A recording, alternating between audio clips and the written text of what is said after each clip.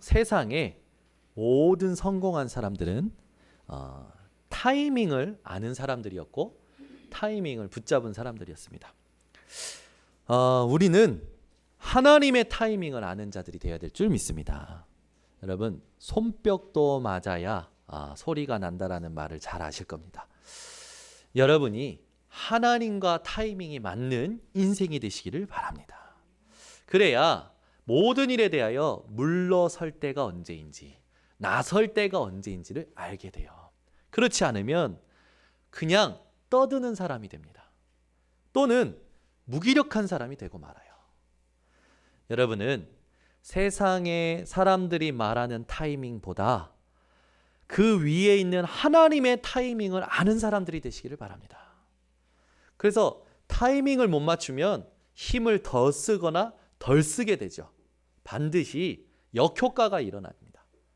여러분은 역효과가 일어나는 인생이 아니라 늘 인도받는 인생 되시기를 예수 그리스도 이름으로 축원합니다. 이런 말이 있어요. 전쟁에서 일진일퇴라는 말이 있죠. 앞으로 한 번 갔다가 뒤로 한 번 온다. 서로 비슷한 힘들끼리 겨루는 그 상태를 보고 말하는 겁니다. 이런 말도 있죠. 일보 후퇴, 그다음에 십보 전진. 한 발 뒤로 물러나는 게 왜 그러냐? 10발 달려가기 위해서, 10걸음 가기 위해서 한 발 물러난다라는 말이 있어요. 그것 또한 사람들이 자신들의 상태를 말하는 거죠. 지난주에 한 장로님하고 이런저런 얘기하다가 옛날 이제 재밌는 비유를 들어주시는 거예요. 왜 내가 움츠리는 줄 아냐? 왜 내가 꽁꽁 움츠리는 줄 아냐? 멀리 뛰기 위해서 움츠린다 라는 비유를 저한테 들려주시면서 재미난 예화 같은 것들을 들려주셨어요. 제가 그걸 들으면서 맞다 싶은 거예요. 우리가 딱 기다리고 참는 이유가 뭡니까? 멀리 뛰기 위한 거죠. 여러분은 멀리 뛰시기 바랍니다. 멀리 뛸 수밖에 없는 이미 응답을 받은 사람들이기 때문에. 근데 불신자는 아무리 멀리 뛰어봐야 우물 아닙니다. 여러분, 개구리가 우물 안에서 아무리 움츠렸다가 뛰어보면 어딜까요? 우물 아니에요. 우물 안에서 빠져나와야 되는 거죠. 여러분은 그 우물 안에서 빠져나온 자들이에요. 그래서 오늘부터 하나님의 타이밍을 알고 물러설 때와 나설 때를 아는 진짜 세밀하게 인도받는 사람들 되시기를 바랍니다. 이걸 모르니까 실수해요. 이걸 모르니까 자꾸 실패합니다.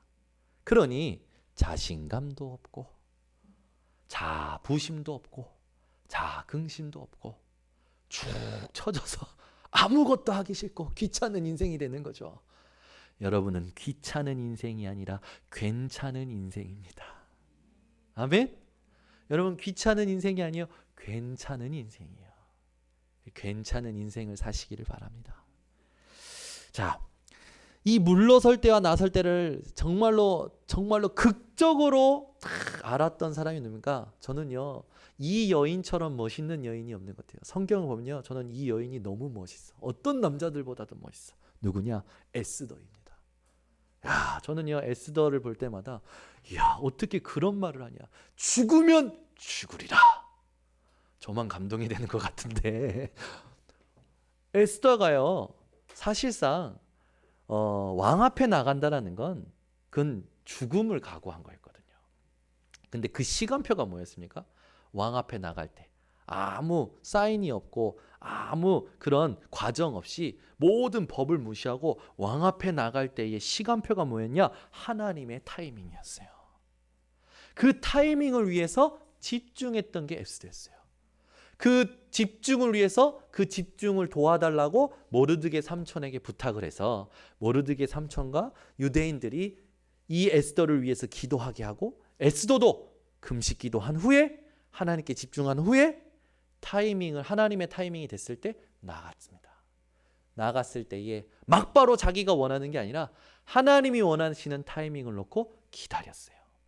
한 번 기다리고요. 두 번 기다리고요.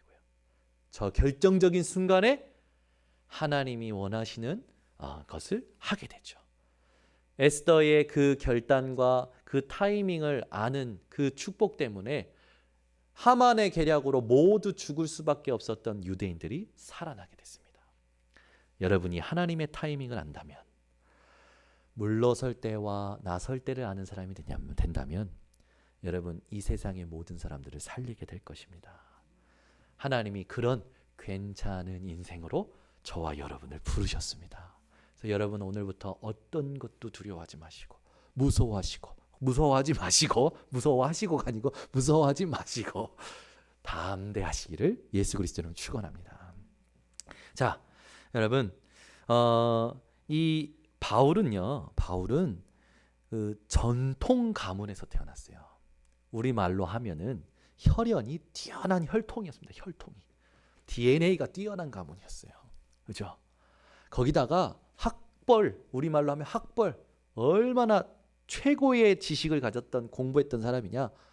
그때 당시에 가말리엘이라는 그 최고의 학자 밑에 수제자였죠. 그런 바울이었습니다. 그러니까 지금 우리 말로 하면 혈통이 아주 그냥 대단한 혈통이에요.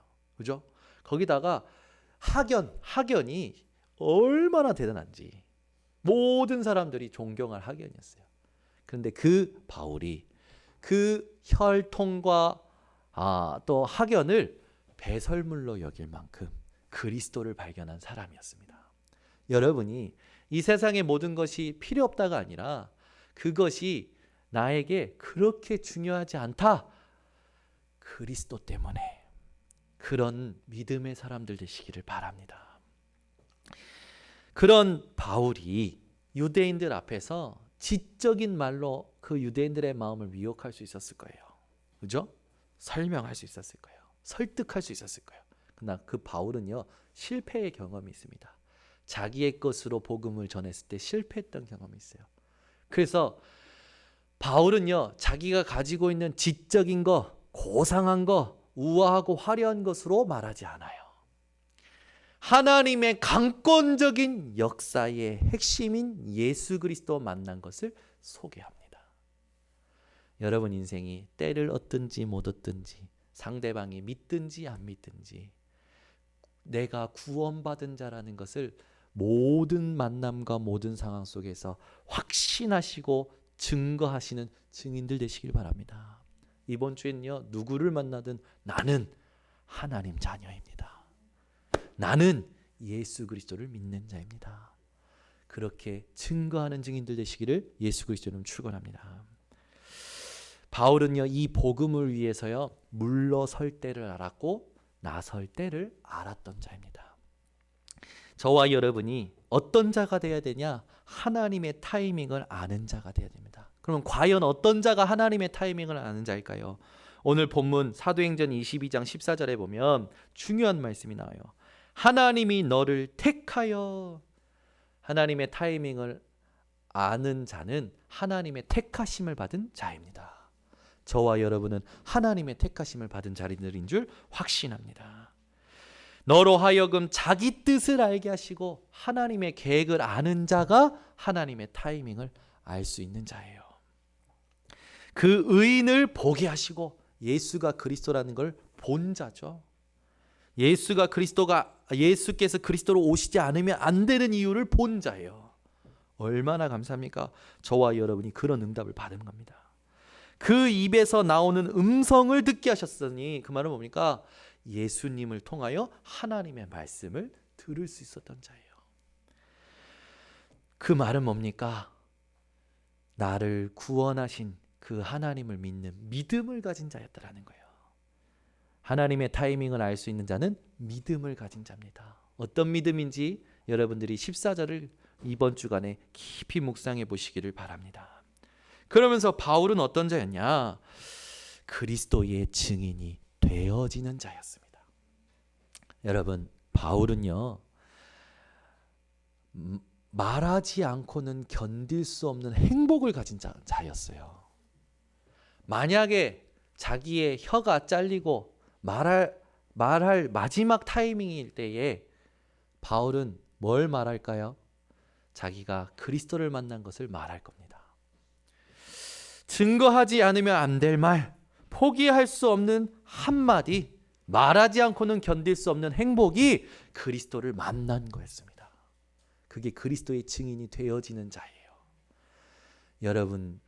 여러분이 말하지 않고 견딜 수 없는 행복이 그리스도를 만난 것이 되어지셨나요? 그게 여러분의 24시 상태가 되어지시길 바랍니다.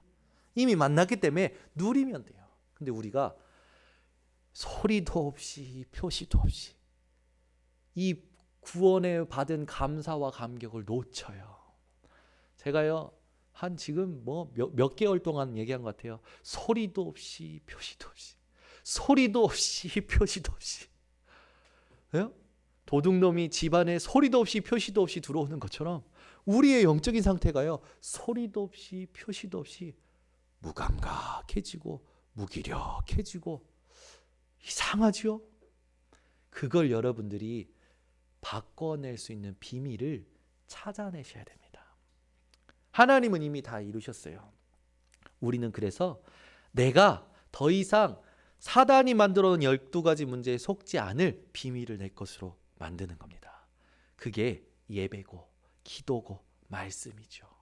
그래서 나의 것으로 만드는 그 시간이 사모를 하는 시간입니다. 여러분이 오늘부터 그리스도의 증인 되어지는 그런 분들 되시기를 바랍니다. 그래서 이 그리스도를 만난 목사님 중에 오늘은 최봉석 목사님을 여러분들에게 소개하고 싶습니다.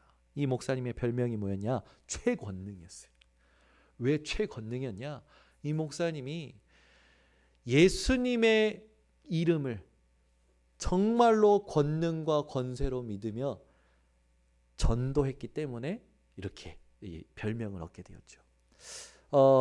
근데 중요한 건 뭐냐면 이분의 거의 유언과 같은 고백이 있습니다. 이분이 뭐라고 말씀을 하셨냐? 내 몸에는 예수로 가득 차 있다. 그래서 일제 강점기 시대에 감옥에 잡혀갔을 때 순사에게 맞을 때 어떻게 했냐?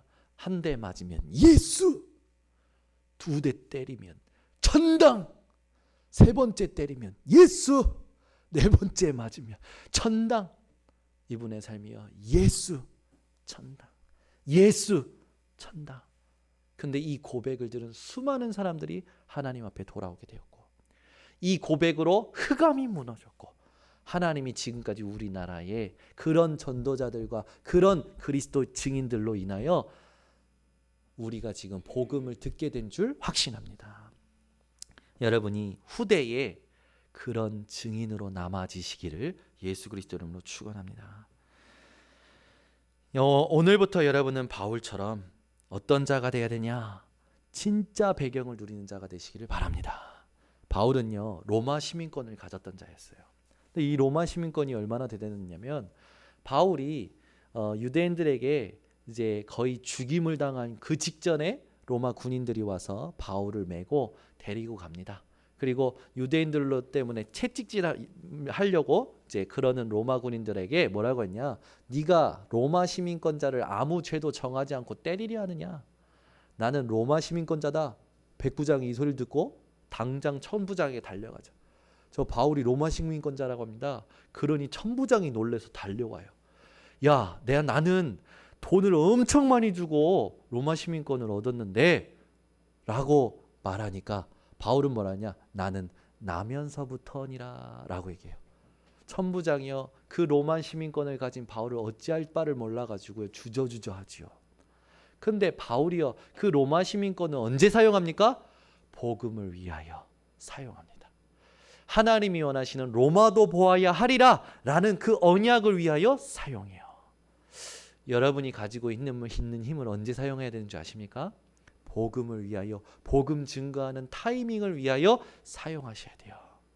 바울은요 이 로마 시민권보다 더 대단한 시민권을 누렸습니다. 그게 빌립보서 3장 20절입니다. 우리의 시민권은 하늘에 있는지라. 아멘. 저와 여러분의 시민권이 뭐냐? 대한민국 맞지요. 그래서 이 나라 사람이니까 정치에 대한 염려도 하는 거죠. 그러나 여러분, 예수님도 전도자들도 믿음의 사람들도 정치에 대해서 염려 안 했습니다. 왜? 모든 것이 하나님의 손에 있기 때문에. 앞으로 어떻게 될지 상관없어요. 여러분, 오늘 여러분들이 교동문 읽었던 것만 다시 봐도요, 아마 여러분이 불안해할 필요 없을 겁니다. 걱정할 필요 없어요. 교동문에 우리가 읽었지만 다시 읽어드립니다. 어찌하여 이방 나라들이 분노하며 민족들이 헛된 일을 꾸미는가. 여야 당들이 여러 가지 정책을 가지고 막 자기의 계획들을 가지죠. 세상의 군왕들이 나서며 관원들이 서로 꾀하여 여호와와 그의 기름 부음 받은 자들을 대적하며 우리가 그들의 맹 것을 끊고 그의 결박을 벗어버리자 하는도다. 하나님의 주권을 끊어버리고 하나님이라는 그 자체 존재를 무시하자라고 얘기해요. 거기에 매여서 살아가는 저 사람들을 끊어버리자라고 얘기하는 거죠. 근데 그때 뭐라고 합니까? 하늘에 계신 이가 웃으시며 주께서 그들을 비웃으시리로다. 이 땅에 어떤 위정자들이 어떤 계획을 세우든지 하나님의 손에 있습니다. 우리는 어떻게 하면 됩니까? 그 하나님의 손을 바라보고 지금 나를 통하여 하나님이 가장 원하시는 생명운동, 거기에 집중하면 되는 것입니다. 여러분, 하늘의 시민권이 있는 우리가 누려야 될 중요한 배경, 이 배경에 권세가 있어요. 이 권세를 얼마만큼 누리시면 되냐면 시편 23편 4절에 다윗은 이렇게 얘기합니다.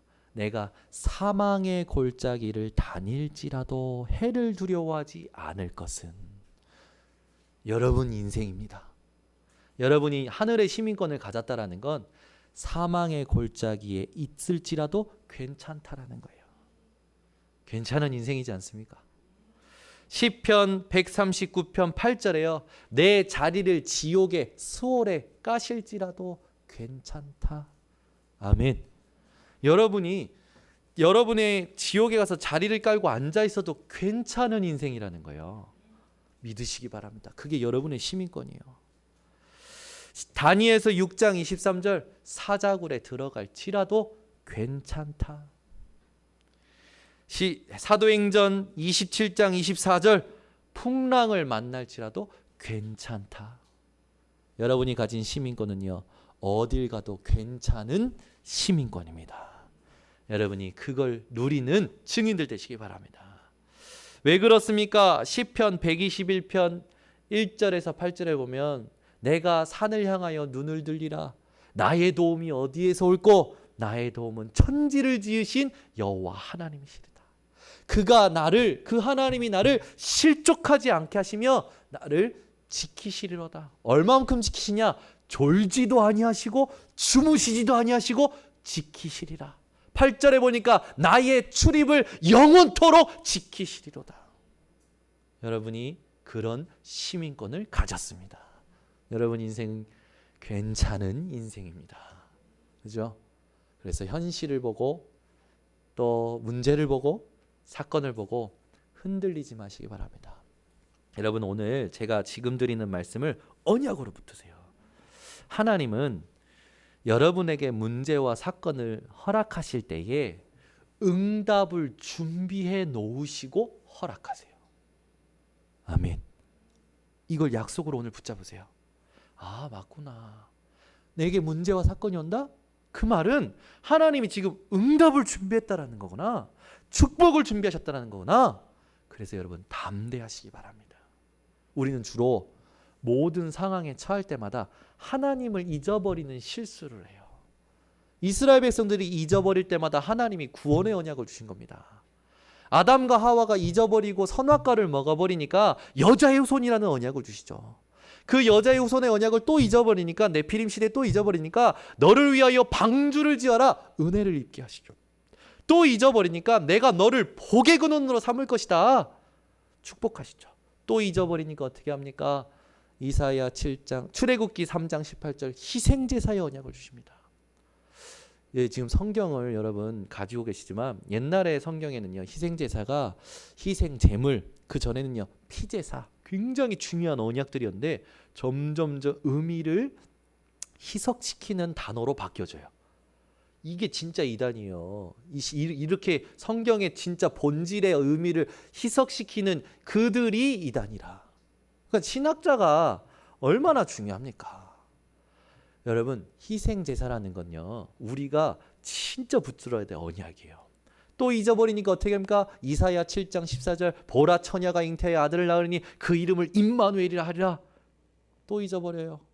마태복음 16장 10절 주는 그리스도시요 살아계신 하나님의 아들이신다. 중세교회가 또 잊어먹어요. 현대교회가 또 잊어먹어요. 여러분은 잊어버리지 말고 항상 기억하는 자들 되시기를 바랍니다. 여러분의 시민권을 항상 누리시는 그런 분들 되시기를 바랍니다. 요한복음 11장 25절 26절 우리가 이 시민권을 얼마만큼 누릴 수 있느냐? 나는 부활이요 생명이니 나를 믿는 자는 죽어도 살겠고 무릇 살아서 나를 믿는 자는 영원히 죽지 아니하리라. 우리가 이 시민권을 얼마만큼 누릴 수 있는지 아십니까? 지금부터 영원까지. 아멘. 여러분은 영원히 누릴 시민권을 가진 자들입니다. 그래서 그 시민권을 누리는 바울은요, 멈출 때, 내가 물러날 때, 물러설 때, 나설 때를 알았던 겁니다. 하나님의 타이밍을 한 바울에게는요, 거침없이 하나님이 준비하신 전도의 축복과 생명운동의 축복과 모든 사람 살리는 증인의 축복을 받았습니다. 여러분이 그 축복을 받는 사람이 되시기를 바랍니다. 그러면 우리가 어떤 사람인지 알았지요? 그러면 그걸 가지고 어떻게 이제 물러설 때, 나설 때를 알 수 있을까요? 방법이 중요합니다. 우리의 방법 중에 방법이 뭐냐? 성령 충만한 상태입니다.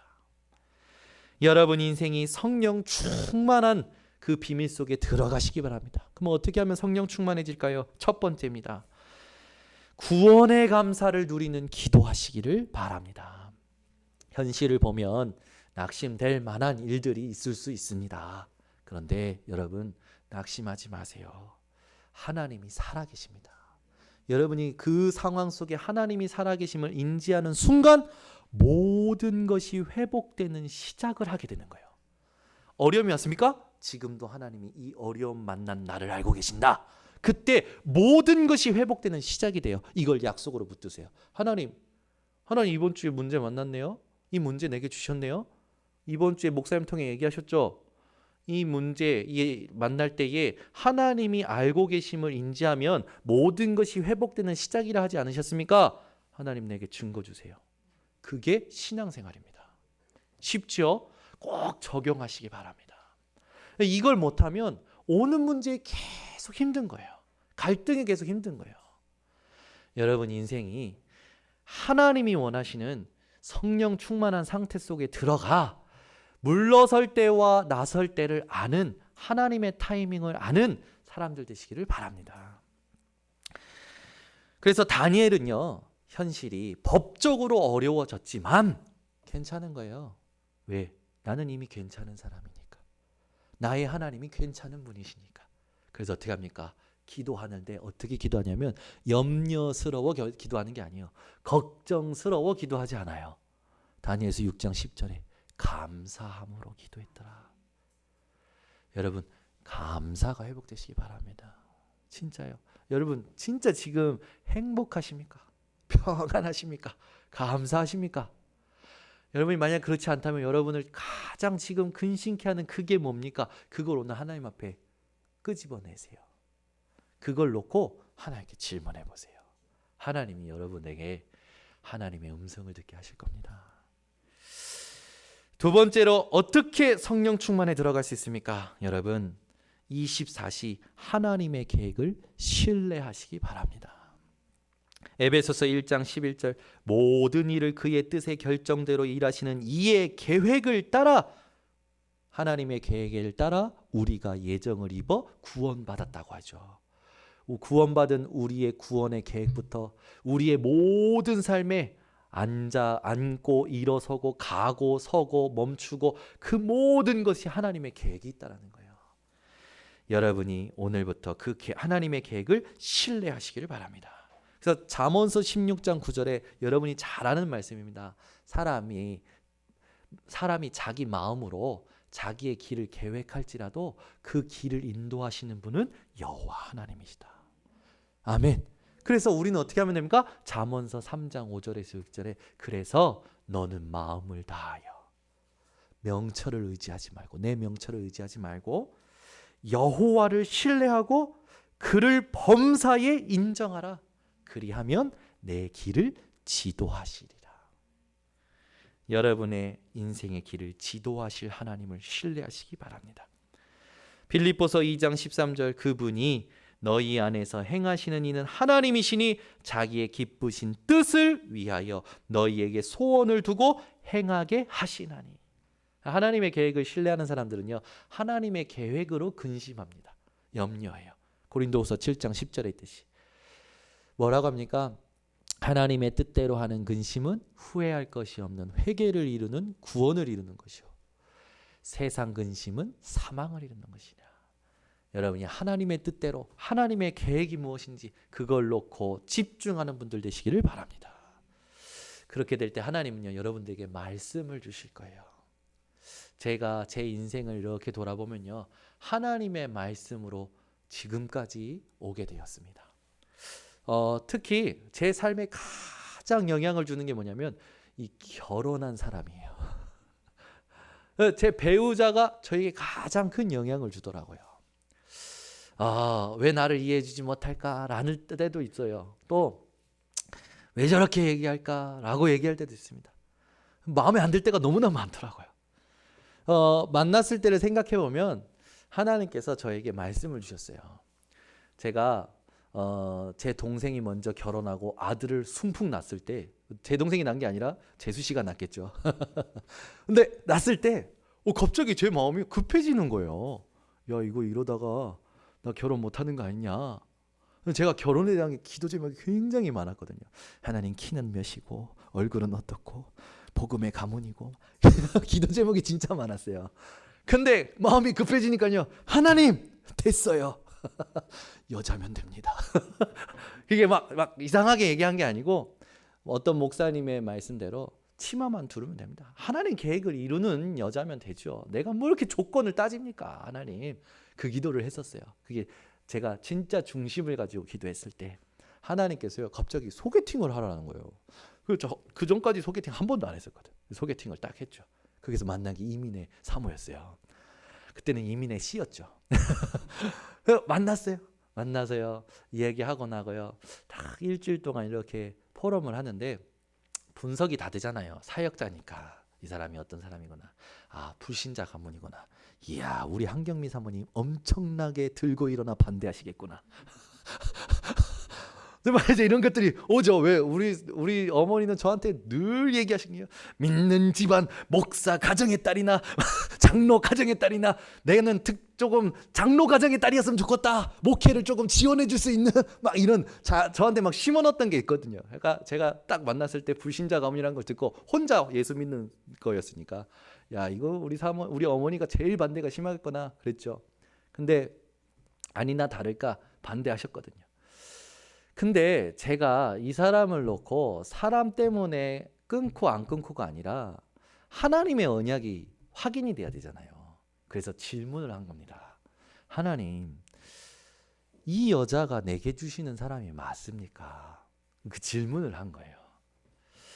그리고 나서 렘넌트 대회 때 저는 이제 무대 뒤에서 아이들을 이렇게 돌보고 우리 이민혜 사모는 저 콘솔 쪽에 있었던 거죠. 있는데 딱 일주일 포럼하고 보니까 분명히 지금 이 시간에 울고 있을 것 같은 거예요. 그래서 제가 문자를 쳤어요. 혹시 울고 있냐? 그 울고 있다면 제가 그 눈물이 뭔지 아니까 약간 신세 한탄 비슷한 눈물인 걸 알고 있으니까 그 눈물이 오늘 하나님의 눈물이 되었으면 좋겠다. 그러니까 신세 한탄의 눈물과 여러분 하나님의 눈물은 다릅니다. 예수님이 지난주에도 못 깨닫는 것 때문에 우셨잖아요. 지난주에 우리 성도님들 포럼에 보니까 예수님이 내가 못 깨달을 때 우셨겠구나라는 것이 감동이 돼서 회복이 된 성도님들이 많으시더라고요. 맞아요. 그래서 제가 그렇게 이제 보냈죠. 근데 이제 유 목사님 딱 올라오시는 거죠. 전도자의 고백해가지고 간증하러 딱 올라오셨는데 올라오자마자 첫 마디가 뭔지 아십니까? 인간에게는 세 가지 물이 있습니다. 피, 땀, 눈물. 그런데 인간의 생명을 바꾸는 건 하나님의 눈물입니다. 우와! 네, 지금 하나님의 눈물 문자 쳤는데 올라와서 하나님의 눈물, 귀신 들렸네. 제가요 너무 놀래가지고 제 머리 여기 정수리부터요 발꿈치까지요 소름이 쫙 끼치는 거예요. 그 순간 하나님 앞에 얘기했습니다. 하나님, 이 여자와 평생 하나님의 눈물을 위하여 살기를 원하신다면 주세요. 거기에 캄캄한 무대 뒤였어요. 근데 하나님이 어떻게 하셨습니까? 줬잖아요. 그죠? 근데 어느 날 살다 보니까 부부싸움 한 거예요. 저는요 절대 이혼한다는 말 먼저 안 합니다. 왜냐? 하나님의 눈물 미냈기 때문에. 그래서 제가 제 전화번호에 등록이 되어 있어요. 하나님의 눈물 미네. 부부싸움 할 때마다 하나님의 눈물 미네, 하나님의 눈물 미네 해가지고 회복을 했거든요. 근데 어느 날 진짜 큰 싸움이 터진 거예요. 와, 터져가지고요 저한테 이혼하재요. 오, 이 여자 봐라. 저는 일체 싸우고 나서 이혼하자는 말 안 합니다. 이혼하재요. 그래? 오케이. 그런데 제가요 막 미운 거예요. 감정이 막 제가요 너무 미운 거지. 이 여자가 괘씸하게 나한테 먼저 이혼하자고 그래? 하면서 막 이혼해. 그래서 제가요 너무 미워서 전화가 오는데 하나님의 눈물 미네. 이 이름조차 보기 싫은 거예요. 여러분 왜 그 사람이 미우면 내 핸드폰에 전화 올 때 이름조차 뜨는 것이 밉잖아요. 싫잖아요. 그래서 제가요 이걸 바꿔 확 지워버렸어요 처음에는. 그리고 나서 이건 아니지 않냐, 정현우. 이건 아니지 않냐. 그래서 그때 하나님 앞에 간절한 마음으로 바꿨어요. 하나님의 메시지를 찾아라. 이 사건이 그냥 사건이 아니까 그냥 하나님의 메시지를 찾자. 그래서 우리 이민혜 사모 번호를 이민혜라고 저장 안 하고 하나님의 메시지를 찾아라라고 했는데요. 살면 살수록 맞아요. 하나님이 나 좋으라고 붙이신 게 아니라 하나님의 메시지를 찾으라고 붙이신 하나님의 응답의 통로라. 내가 하나님께 집중하는 나를 위한 하나님의 도구라. 살면 살수록 너무 좋은 거예요. 살면 살수록 너무 소중하고요. 살면 살수록 너무 좋아요. 이번 주에도 느꼈다니까. 지난주 말씀 붙잡고 만나는 사람마다 이 사람이 과연 구원받을 사람이냐, 전도할 사람이냐 계속 질문했거든요. 이번 주 우리 집에 되게 많은 손님들이 왔어요. 뭐 정수기 아줌마, 의자 고치는 기사, 뭐 많이 오셨거든요. 저는 이제 기도하고 있었죠. 하나님, 이 사람이 불신자 중에 제자입니까? 구원받을 사람입니까? 그런데 옆에서 누가 먼저 선수쳐. 예수 믿으세요? 교회 다니세요? 구원의 확신은 있으세요? 내가 하려고 했는데 자기가 먼저 해. 그래서 제가 하는데 마음속에 그래, 나는 기도하고 우리 와이프는 건들고 이거 괜찮은 팀인데? 그래서요 제가 분석이 되는 거예요. 오늘 중숙이 아줌마가 꼬장꼬장해요. 우리 사촌 오빠가 목사고 막 하면서.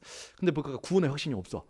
옛날에 나도 믿어봤고 뭐 열심히 막 꼬장꼬장해요. 그러다가 한마디가 딱 들려요. 이제 이 집은 제가 계속 올 겁니다. 오커니 하나님, 내 기도 속에 저 정숙이 아주머니를 넣겠습니다. 정숙이 여사님을 넣겠습니다. 하나님, 저분이 우리 집에 올 때마다 하나님의 구원의 시간표를 알게 해달라고 기도를 하는 거죠. 또 이 의자 고치러 오신 기사님이 있는 거예요. 기사님이 이렇게 하는데 이 보니까 가족 중에 믿는 사람도 있고 믿은 지 얼마 안 되신 분이에요. 근데 지금 계속 믿음이 떨어져. 그래가지고 자기가 지금 믿음이 굉장히 떨어지고 있고 교회도 요즘 못 나가고 있고 막 이렇게 얘기하시는 거야. 근데 이분이 너무 신중하고 너무 예의 바르시고 너무 괜찮은 분이시라 기도가 되는 거예요. 명함을 받았어요. 홍씨예요. 그래서 홍씨 이상하게 홍씨에 대한 친근감이 있어요. 우리 교회 홍장로님이 계셔서 그런지 모르겠는데 홍씨라 놓고 기도하는 거죠. 아니, 제가 이렇게 생각하는 나를 보는데 대견스러운 거예요. 옛날에는 뜨거울 때만 그랬는데 이제는요, 누구를 보고 누구를 만나도 이 사람이 과연 하나님의 시간표에 하나님의 타이밍에 있는 사람이냐, 구원받을 사람이냐 생각하는 제가 대견스러운 거죠. 제가 제 머리 쓰담쓰담해졌다니까. 여러분, 여러분의 관심이 바뀌어지시기 바랍니다. 바뀌어지셔야 돼요. 여러분, 뭔가 여러분이 이렇게 뭔가 이 상처, 죄책감, 죄의식이 있을 수 있어요. 그거 괜찮습니다. 아무 문제 안 돼요. 여러분, 아침형 인간이어야 성공합니까? 아침형 인간이라는 걸 성경으로 보자면 그리스도께 발견되기를 사모하는 자가, 그리스도께 기도하는 자가 아침형 인간이에요. 아멘 안 하시네. 내 딸이 점심 먹고 나서 일어난다고 막 그러신 분들 있어요. 괜찮아요. 아침형 인간은 어떤 게 아침형 인간이냐? 그리스도께 발견되기를 원하고 그리스도를 얻고 그리스도께 기도하는 자가 아침형 인간입니다. 그래서 다윗은 아침에 내가 아침에 주께 간구하나이다. 아침에 일어나서 간구했다라는 것도 있지만 중요한 건 뭐예요? 간구한 그 시간표가 나의 것이 된 거죠. 우리는 그럽니다. 상처에 있는 사람도 있잖아요. 실패한 사람, 사업에 실패한 사람, 또 뭔가 자녀에 대한 어떤 상처가 있는 사람, 또 뭔가 결혼에 대한 실패 있는 사람, 괜찮아요. 아무 문제되지 않습니다. 그것도 해봐야 그 상태에 빠진 사람들을 살릴 수 있는 거예요. 여러분 지금까지 어떤 실패, 어떤 상처가 있습니까? 더 이상 거기에 사로잡히지 마시고 복음으로 괜찮은 인생 되신 것을 감사하며 살아가시기를 바랍니다. 성령 충만, 어떻게 성령 충만 받습니까? 세 번째로 복음의 유익을 생각하는 삶을 사시기를 바랍니다. 로마서 14장 8절 우리가 살아도 주를 위하여 죽어도 주를 위하여 그러므로 사나 죽으나 우리가 주의 것이로다. 아멘. 내가 누구라는 걸 정확히 알고 오늘부터 복음의 유익을 위하여. 왜? 내 안에 그리스도가 사시니까. 아멘. 내가 주님의 것이니까. 여러분은 오늘부터 승리하는 사람임을 확신하시기 바랍니다.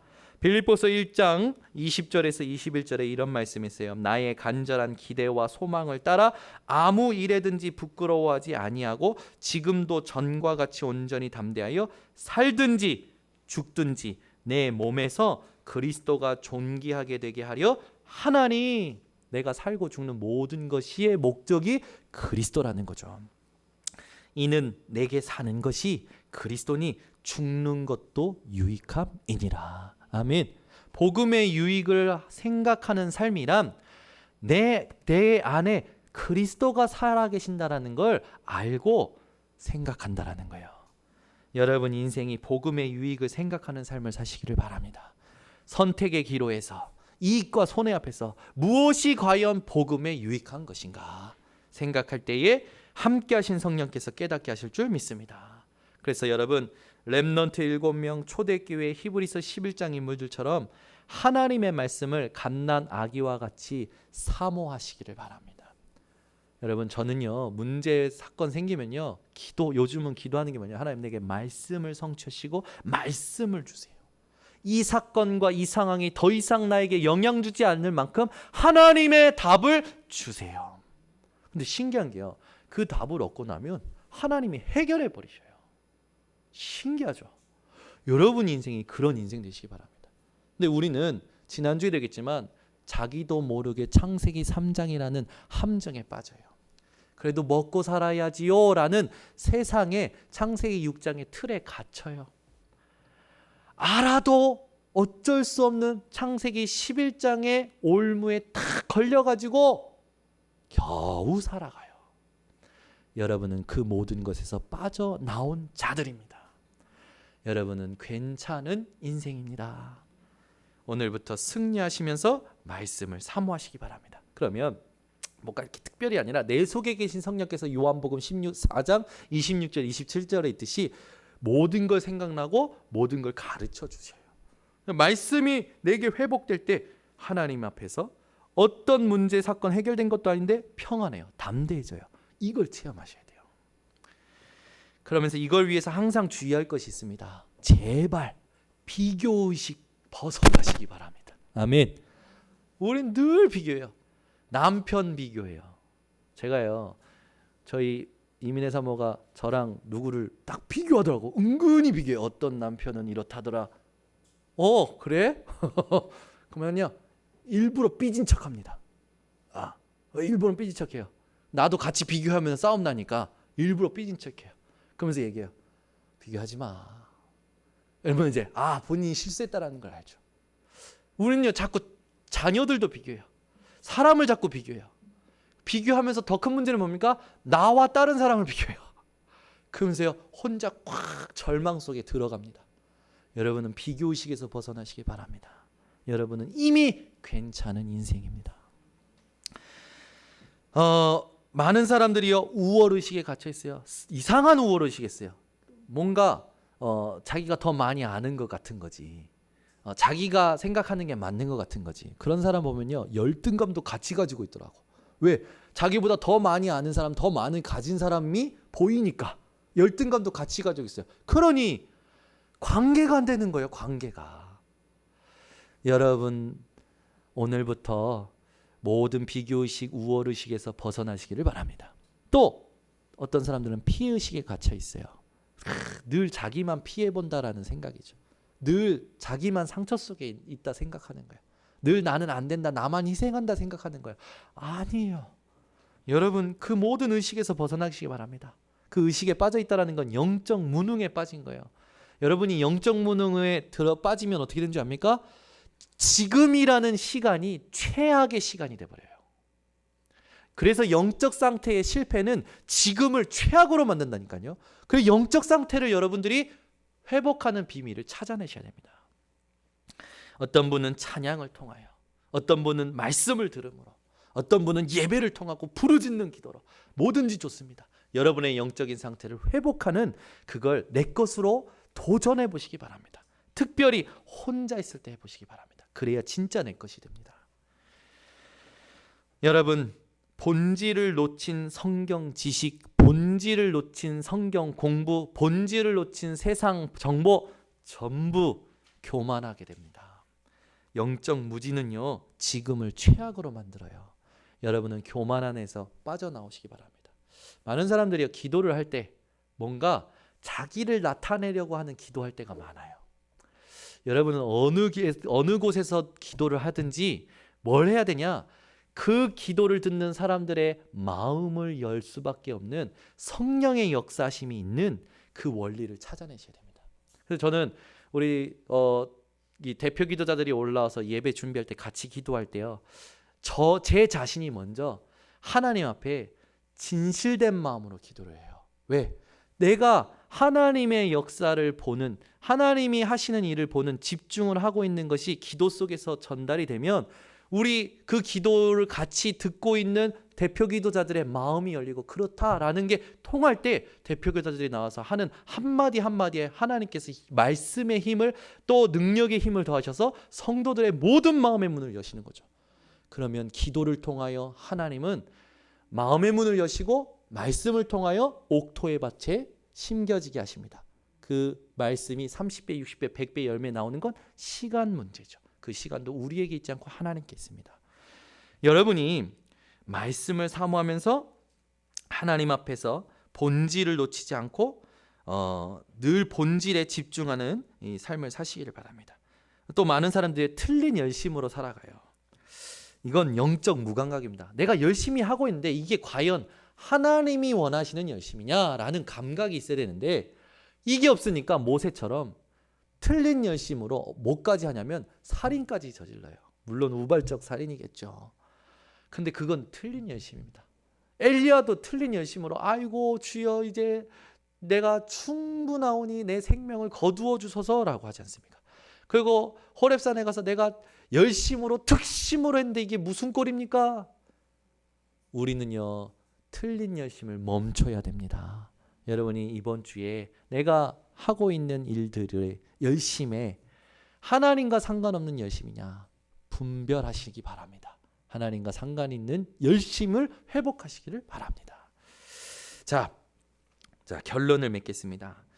물러설 때와 나설 때를 아는 자는 하나님의 타이밍에 집중하는 자입니다. 아까도 말했지만 우리가 모든 상황 속에서 하나님의 존재를 바르게 인식할 때에 모든 것이 회복되는 시작이 되어집니다. 여러분에게 문제 사건 옵니까? 하나님은 미리 응답을 준비하시고 허락하시는 거예요. 그래서 담대하시기 바랍니다. 이걸 놓고 오늘 본문에 있는 바울처럼 늘 질문하세요. 나의 주인이 누구이냐? 다메섹 도상에서 예수님의 음성을 들은 바울이 주여 누구시니까 했던 것처럼 여러분 상황 속에서 주님은 누구십니까? 나의 주인이 누구십니까? 질문하시기 바랍니다. 바울이 또 질문하죠. 주여 내가 무엇을 하오리까? 여러분 상황 속에서 하나님 앞에 갈 길을 알지 못할 때 질문하세요. 내가 뭘 해야 됩니까? 하나님. 같이 계시는 내 속에 내주하신 성령께서 깨닫게 하실 줄 믿습니다. 그 예수님이 누구인지 질문하시기를 바랍니다. 그러면서 마지막으로 여러분 뭘 질문해야 되냐면 모든 상황에 놓일 때요. 이게 막 견딜 수 없게 막 힘든 상황이 올 때도 있어요. 그때요. 뭔가 막 도망치려고 뭔가 해보려고 한다라는 건 아직도 내 힘이 남아있는 겁니다. 근데 내 힘마저 싹 빠질 만큼 어려운 상황이 올 때가 진짜 응답받을 시간표죠. 그때 어떻게 하면 되냐면 예수님이셨으면 어떻게 하셨을까? 그 질문을 하셔야 됩니다. 꼭 하셔야 돼요. 이건 상식 이하야. 그래서 상식을 가르쳐줘야 돼. 아니면 관계를 끊어버려야 돼. 그러지 마시고 예수님이면 어떻게 하셨을까 질문해 보세요. 그러면 반드시 하나님이 답을 주셔요. 근데 우리가 그걸 안 해요. 그게 되어지는 어느 날 하나님은 상식 이상의 것을 내게 맡기십니다. 그리고 다 살리는 응답을 주세요. 오늘부터 모든 상황 속에 예수님이면 어떻게 하셨을까? 그 질문을 가지고 물러설 때와 나설 때를 아는 하나님의 타이밍을 손에 쥔 모든 성도님들 되시기를 예수 그리스도 이름으로 축원합니다. 기도하겠습니다. 하나님 아버지 감사합니다. 이 땅에 우리가 누려야 될 하나님의 타이밍을 알게 하심을 감사를 드립니다. 오늘부터 물러설 때와 나설 때를 아는 전 성도들 되게 하시고 이 언약을 가지고 현장의 모든 걸 살려내는 증인들 되게 하여 주시옵소서. 예수 그리스도의 이름으로 축복하고 기도드리옵나이다. 아멘. 우리 받은 말씀 가지고 합심으로 기도하겠습니다. 사랑이 많으신 하나님 아버지